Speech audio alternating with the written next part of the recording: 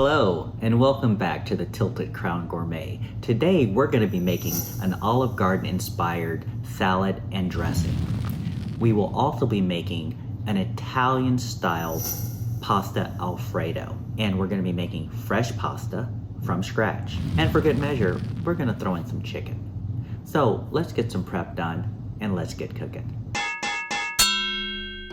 Take your chicken breast and place between two pieces of plastic wrap and pound to even out the thickness so they cook evenly. Place in a Ziploc bag with paprika, salt, pepper, garlic, and olive oil. Press out the air, seal and massage the bag, trying not to spill your coffee like I did. You want to refrigerate for at least 30 minutes, but preferably overnight. Wash and dry your lettuce and set aside. Now let's get our ingredients ready for our dressing. 25 grams of champagne vinegar, 200 grams of a neutral oil such as avocado, grapeseed, or safflower, 25 grams of a grainy mustard, 1 garlic clove, 10 grams of red bell pepper, 20 grams of red onion, 1 gram of each chili flake, dried oregano, and basil, as well as black pepper, 5 grams of salt, 15 grams of sugar, and 45 grams of white vinegar. Place all of these ingredients in the cup of an emulsifying blender and then puree. Once that is done, slowly add your oil, raising the wand to the top so the oil doesn't sit on top. Then cover and refrigerate. Core and rough chop your tomatoes and place into a bag and refrigerate it for use later. Chiffonade your lettuce, then place in a plastic bag with a damp paper towel and again refrigerate until later. Thinly slice your red onions, place into a plastic bag and refrigerate until later. Now let's start on our pasta. Take 2.5 cups of all-purpose flour and place on a clean surface. Then add 2.5 cups of semolina flour. Make it well in the middle and then crack 7 eggs into it. One of mine actually had a double yolk. Then whisk them without adding any flour.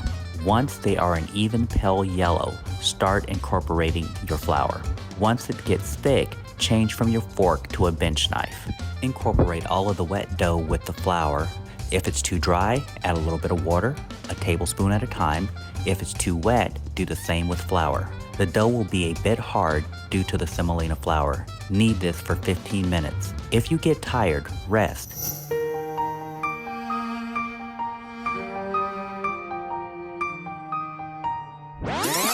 And then keep kneading. It should become soft and smooth at the end. Then place in a plastic bag and refrigerate for 30 minutes. At this time, take your chicken out of the refrigerator. Remove your dough from the refrigerator and cut into 4 equal parts and then flour them.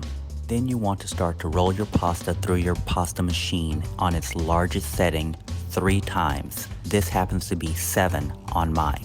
Then set it to 5 and run it through 3 more times. Then set it to 3 and run it through 1 time, and you'll get a nice thin sheet of pasta. If you don't have a pasta machine, you can use a rolling pin.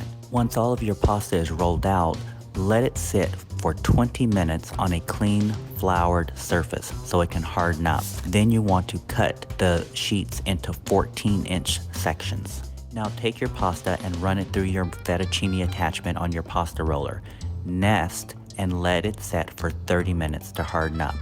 If you don't have a fettuccine attachment, you can fold your pasta up and then slice it with a knife into 1/4-inch strips. While you're waiting for your pasta to harden up, grate your Parmesan cheese and set it aside, and place your chicken on your grill. Start your pot of water for your pasta on a medium-high heat and make sure to salt it once it comes to a boil.